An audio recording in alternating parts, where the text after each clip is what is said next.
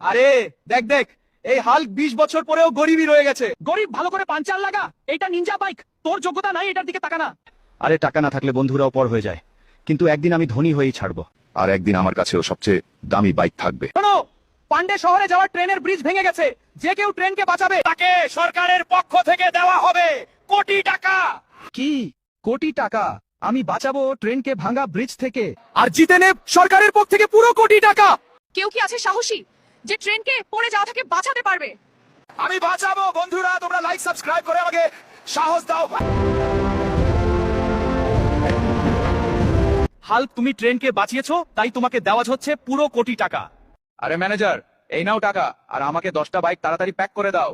ঠিক আছে স্যার, এক্ষুনি করে দিচ্ছি। আরে বেটা, সেই দিন তোরা আমাকে অনেক মজা করেছিলি, এখন তোদের যোগ্যতা নাই আমার পাশে দাঁড়ানোর। যা গরিবরা